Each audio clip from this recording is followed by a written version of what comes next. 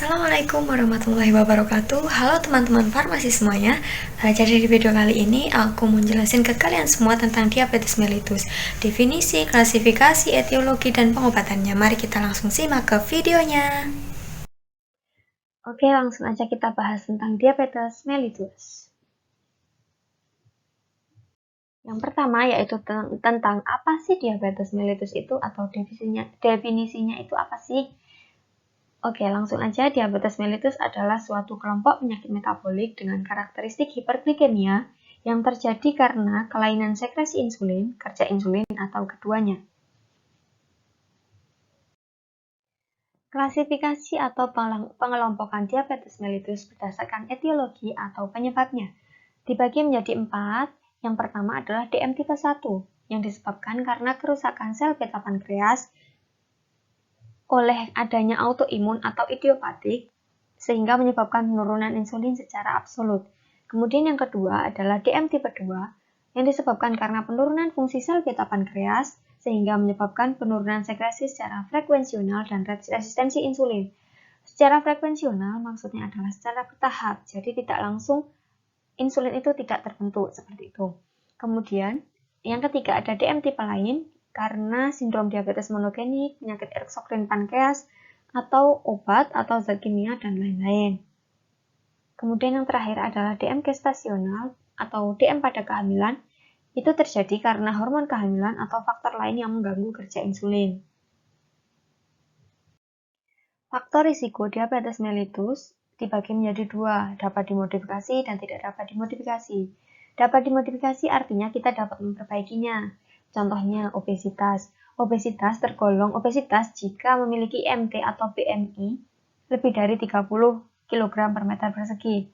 Maka, jika kita mengalami obesitas, maka dapat menurunkan berat badan kita sehingga BMI atau MT kita turun menjadi normal, seperti itu. Selain faktor obesitas, yang dapat dimodifikasi lainnya adalah aktivitas fisik yang kurang, pola makan, alkohol, dan penyakit lain seperti hipertensi. Sedangkan faktor yang tidak dapat dimodifikasi artinya kita tidak dapat mengubah faktor tersebut, yaitu usia, jenis kelamin, dan genetik atau keturunan. Berikut ini adalah rumus IMT atau indeks massa tubuh untuk mengetahui apakah kita tergolong ke obesitas, normal, gemuk, ataupun kurus. Rumusnya yaitu berat badan dibagi tinggi badan dikali tinggi badan. Tinggi badan hal ini dalam meter ya guys. Tanda dan gejala dari diabetes mellitus umumnya ada 6 ini, namun selain 6 ini ada juga faktor-faktor yang lain yang menunjukkan bahwa dia mengalami diabetes mellitus. Untuk yang faktor umum ada 6 ini, yang pertama adalah poliuri atau sering buang air kecil, kemudian yang kedua rasa haus yang berlebihan atau polidipsi, kemudian yang ketiga polifagi atau banyak makan, nafsu makan bertambah, kemudian yang keempat terjadi penurunan berat badan secara drastis, kemudian yang kelima, terjadinya keletihan dan mudah tersinggung, serta yang keenam adalah luka sulit sembuh. Oke, langsung aja ke patofisiologi DM. Yang pertama, DM tipe 1. DM tipe 1 ini terjadi pada 10% pada pasien yang mengalami diabetes. Nah, biasanya ini dialami oleh anak-anak. Jadi sejak mulai anak-anak, pasien sudah mengalami DM tipe 1. DM tipe 1 yang disebabkan karena kerusakan sel beta pankreas oleh autoimmune disease ataupun pasien mengalami idiopatik, penyebabnya tidak diketahui, sehingga menyebabkan kerusakan sel beta pankreas, sehingga akan menyebabkan tidak terbentuknya insulin atau defisiensi, penurunan insulin secara absolut, atau tidak adanya insulin secara absolut, tidak ada sama sekali, seperti itu. Jika tidak ada insulin, di mana insulin ini bertugas untuk mengubah glukosa yang kita makan sehingga menjadi glikogen atau gula otot. Jika tidak ada insulin ini, maka kadar glukosa dalam darah akan tinggi atau yang sering kita sebut dengan hiperglikemia. Hiperglikemia sendiri akan menyebabkan peningkatan lipolisis dan juga meningkatkan protein breakdown. Selanjutnya adalah patofisiologi dari DM tipe 2 yang disebabkan karena faktor disposisi keluarga atau dari glukosa yang kita konsumsi akan menyebabkan obesitas dan juga peningkatan asam lemak. Peningkatan asam lemak ini akan menyebabkan keton dalam tubuh kita ini meningkat. Kemudian, baik obesitas maupun keton dalam tubuh kita ini akan menyebabkan penurunan sensitivitas dari reseptor insulin, di mana insulin akan berefek ketika insulin menempel pada reseptor insulin. Jika reseptornya itu tidak sensitif, maka tidak tahu bahwa yang menempel itu insulin atau bukan, sehingga akan menyebabkan penurunan insulin secara relatif atau frekuensional, jadi bertahap. Jadi reseptornya itu ada yang sensitif dan ada yang tidak sensitif. Jadi yang sensitif itu maka akan kerja insulin itu akan baik, dan juga yang tidak sensitif itu maka insulin tidak dapat bekerja sehingga menyebabkan hiperglikemia. Kriteria diagnostik DM atau seseorang dikatakan mengalami diabetes mellitus jika kadar HbA1c atau hemoglobin glikat itu lebih dari sama dengan 6,5%. Kemudian kadar GDP atau gula darah puasa lebih dari 126 mg per desiliter. Kadar GDP ini diukur saat tidak ada kalori yang dikonsumsi selama 8 jam terakhir. Kemudian yang ketiga, kadar GD2PP atau gula darah 2 jam postprandial atau setelah makan lebih dari 200 mg per desiliter. Pengukuran GD2PP ini setelah pasien mengonsumsi 75 gram glukosa. Kemudian yang keempat adalah kadar GDS atau gula darah sewaktu atau gula darah acak lebih dari 200 mg per desiliter. Terapi non-farmakologi yang dapat dilakukan pada pasien DM atau diabetes mellitus ada 3. Yang pertama, edukasi, yaitu memberikan penyuluhan atau edukasi kepada pasien tersebut untuk melakukan hidup sehat. Kemudian yang kedua, terapi nutrisi medis atau TNM, yaitu dengan pengaturan makan sesuai kebutuhan setiap pasien DM, karena setiap pasien kebutuhannya itu berbeda-beda. Kemudian yang ketiga ada latihan fisik atau olahraga, dapat dilakukan 3-5 hari dalam 1 minggu. Setiap latihan sekitar 30-45 menit, jadi sekitar 150 menit per minggu. Contohnya yang dapat dilakukan adalah jalan cepat, sepeda santai, dan jogging. Selanjutnya adalah terapi farmakologi atau terapi dengan obat. Pada DM tipe 1, terapi farmakologi yang digunakan yaitu dengan insulin. Nah, ada 4 cara penggunaan insulin ini. Yang pertama dengan regimen sederhana, dengan insulin intermediate dikombinasikan dengan insulin reguler atau kerja pendek, atau menggunakan insulin kerja cepat. Kemudian regimen yang kedua yaitu basal bolus dengan MDI atau multiple daily injection, yaitu insulin intermediate atau insulin kerja panjang sebagai insulin basal dan dikombinasikan dengan insulin kerja cepat sebagai insulin prandial atau setelah makan. Kemudian yang ketiga ada regimen dengan continuous subcutaneous insulin infusion atau GSII, yaitu dengan basal infusion plus analog rapid acting. Akan lebih baik mengontrol glukosa darah daripada yang regimen MDI. Kemudian yang keempat, pengosongan lambung tidak menentu. Pengosongan lambung yang tidak menentu akan menghambat penyesuaian penggunaan insulin dengan makan. Pramlintide aminomimetics mungkin tepat pada pasien dengan kontrol postprandial yang tidak menentu. Pada awal terapinya, tiap dosis insulin prandial dikurangi 30-50% untuk mencegah hipoglikemia. Terapi farmakologi DM tipe 2 ada beberapa cara. Cara ini diambil dari Bergeni tahun 2019, di mana sasaran kendali glukosa darah yaitu HbA1c-nya kurang dari 7%. Kadar ini tentunya secara individual. Terapi yang pertama kali dimulai jika HbA1c saat diperiksa itu kurang dari 7,5%, maka lakukan terapi dengan monoterapi. Terapi lini pertama yang dapat dipilih yaitu dengan metformin. Jika dengan 3 bulan metformin terapi belum tercapai, maka dapat diganti dengan antidiabetik oral lain. Atau dapat dilakukan tambahan obat kedua, yaitu pada regimen yang kedua ini, jika kadar HbA1c lebih dari sama dengan 7,5%, maka dapat dikombinasikan dengan 2 obat.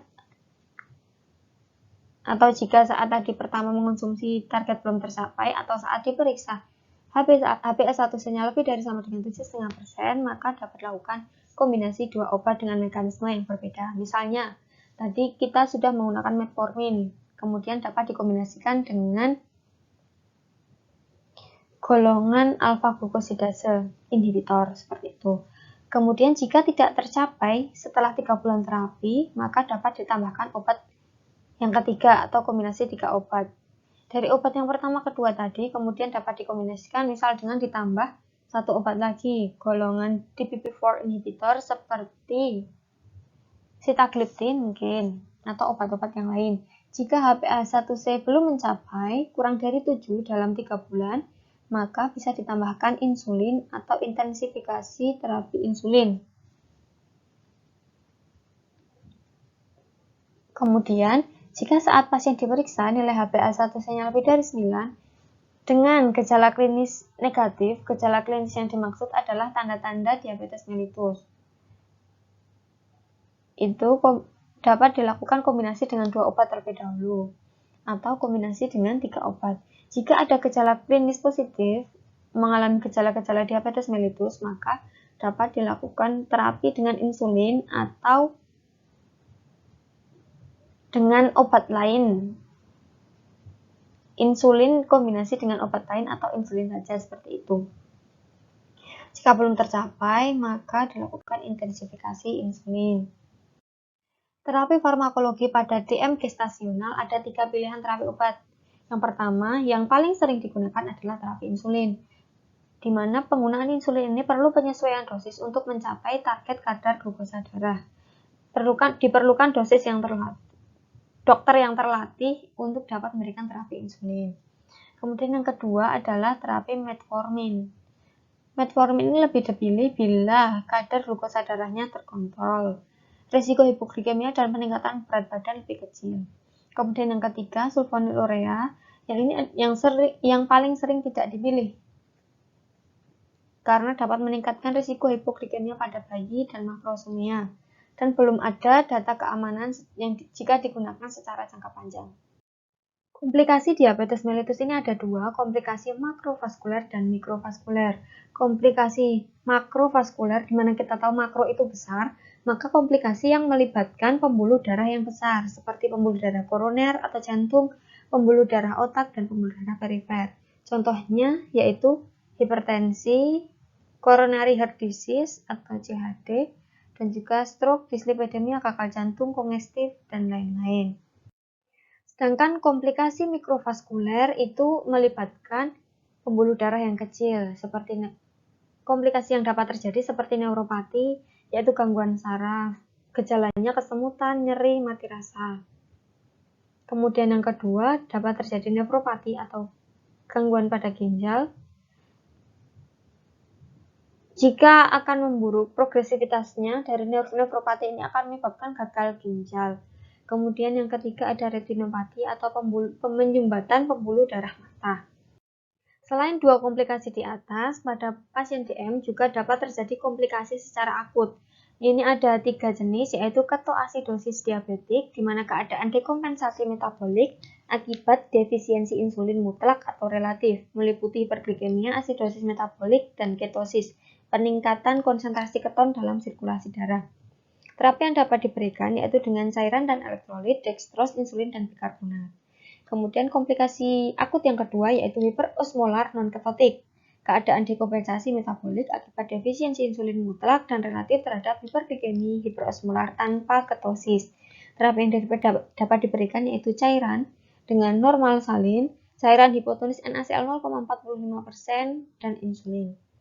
Kemudian yang ketiga, komplikasi akut adalah hipoglikemia, di mana keadaan penurunan glukosa plasma di bawah 60 mg per sen atau 50% disertai gangguan neuropsikiatrik.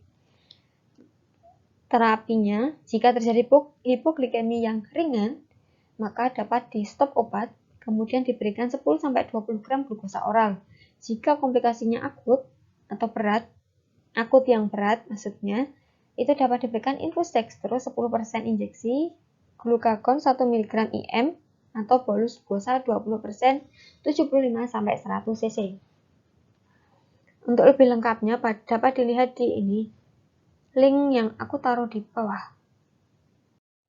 Bahasan selanjutnya adalah tentang antidiabetik oral, di mana ini dibagi menjadi 7 kategori atau 7 golongan. sulfonylurea, glinit, biguanid, diazolidindion, alpha-glucosidase inhibitor, DPP-4 inhibitor, dan juga SGLT2 inhibitor. Yang pertama adalah golongan sulfonylurea dengan mekanisme kerja meningkatkan sekresi insulin. Efek samping yang biasanya timbul adalah hipoglikemi, peningkatan berat badan. Contoh obatnya yang generasi 1 adalah klorpropamid dan tolbutamid, dan yang generasi 2 adalah glipenclamid, glimepirid, glikazid, glipizid. Generasi 2 lebih disukai karena hanya dikonsumsi 1 kali sehari. Yang kedua adalah golongan glinit dengan mekanisme kerja memacu sekresi insulin. Efek samping yang biasanya timbul adalah hipoglikemia. Contoh obatnya adalah nateglinit dan repaglinit. Yang di belakangnya itu ada glinit karena ini golongan glinit. Catatannya onset cepat, durasi singkat sehingga dapat mengatasi hiperglikemia pada postprandial. Yang ketiga adalah golongan biguanid dengan mekanisme kerja menekan produksi glukosa hati atau gluconeogenesis dan juga meningkatkan sensitivitas insulin. Efek samping yang biasanya timbul adalah dispepsia, diare, dan asidosis laktas setelah mual. Contoh obatnya adalah metformin dengan dosis 500 mg setiap 12 jam atau 890 mg per hari. Catatannya sesuai untuk pasien yang obesitas karena penggunaan metformin tidak meningkatkan tekanan dan tidak meningkatkan berat badan maksudnya. Kemudian penggunaan metformin ini harus hati-hati atau penurunan atau penyesuaian dosis pada pasien dengan LFG 30-60 ml per menit per 1,73 meter persegi dan kontraindikasi pada pasien dengan LFG kurang dari 30 ml per menit per 1,73 meter persegi. Selain itu, metformin juga kontraindikasi pada pasien gangguan hati yang berat, pasien kecenderungan hipoksemia, dan pasien dengan serum kreatinin lebih dari 1,4 karena akan menyebabkan asidosis laktat. Selanjutnya adalah golongan thiazolidindion dengan mekanisme kerja meningkatkan sensitivitas insulin. Efek samping yang umum adalah edema. Contoh obatnya pioglitazone dengan dosis 15-30 mg per hari diminum dengan makanan. Selain pioglitazone ada juga rosiglitazone. Obat golongan thiazolidindion ini kontraindikasi pada pasien gagal jantung NIH 3-4 karena akan menyebabkan edema atau retensi cairan. Selain itu, hati-hati pada pasien gangguan fungsi hati karena sehingga harus dilakukan pemantauan fungsi hati secara berkala. Yang kelima adalah golongan alpha-glucosidase inhibitor dengan mekanisme kerja menghambat kerja enzim alpha-glucosidase di saluran pencernaan, sehingga menghambat absorpsi glukosa di usus halus. Efek samping yang biasa timbul adalah bloating atau penumpukan gas dalam usus atau flatulen. Selain itu juga fesesnya lebih lunak atau diare. Contoh obatnya adalah akarbose dengan dosis 50-100 mg setiap 8 jam, diminum bersama suapan pertama makan. Catatannya, akarbose ini kontraindikasi pada pasien dengan LFG kurang dari sama dengan 30 ml per menit per 1,73 meter persegi, gangguan fungsi hati berat, irritable bowel syndrome, penyakit intestinal kronis. Biasanya penggunaan golongan alpha-glucosidase inhibitor ini untuk mengontrol GD2PP atau gula darah 2 jam postprandial. Golongan yang keempat adalah golongan yang keenam adalah golongan dipeptidil peptidase atau DPP-4 inhibitor. Mekanisme kerjanya dengan menghambat lokasi pengikatan pada DPP-4 sehingga mencegah inaktivasi glucagon-like peptide atau GLP-1 sehingga akan mempertahankan GLP-1 dan GIP atau glucose dependent insulinotropic polypeptide dalam bentuk aktif di sirkulasi darah yang akan memperbaiki toleransi glukosa, meningkatkan respon insulin, dan juga mengurangi sekresi glukagon. Efek samping yang sering muncul adalah sebah dan muntah. Contoh obatnya adalah vidagliptin, saxagliptin, dan sitagliptin. Golongan obat yang terakhir adalah golongan sodium glucose cotransporter 2 atau SGLT2 inhibitor. Mekanisme kerjanya adalah dengan menghambat reabsorpsi glukosa di tubulus proksimal dan meningkatkan ekskresi glukosa melalui urin. Efek sampingnya yaitu ISK dan genital, serta dehidrasi. Contoh obat dapagliflozin dan propanediol. Catatannya, pada pasien dengan gangguan ginjal perlu penyesuaian dosis. Hati-hati karena bisa menyebabkan ketoasidosis dan juga kontraindikasi pada pasien dengan LFG kurang dari 45 ml per menit per 1,73 meter persegi. Selanjutnya adalah klasifikasi insulin. Jenis insulin ini dibagi menjadi lama kerjanya. Yang pertama, rapid acting atau kerja cepat. Contoh obatnya adalah Humalog, Lispro, Novolog Aspart, dan Apidra atau Glulisin. Waktu penggunaannya biasanya digunakan 5-15 menit sebelum makan. Kemudian yang kedua adalah short acting atau kerja pendek. Contohnya adalah Humulin R dan Nuvolin R. Digunakan 30 menit sebelum makan. Kemudian yang ketiga adalah intermediate acting atau kerja sedang. Contohnya Humulin N atau Nuvolin N dapat digunakan 1-2 kali sehari saja. Kemudian yang keempat atau yang terakhir adalah insulin long acting atau kerja panjang. Contohnya adalah Lantus atau Glargine dan Zetemir atau Levemir. Waktu penggunaannya adalah 1 kali sehari di waktu yang sama. Biasanya digunakan pada malam hari pada waktu tidur atau sebelum tidur.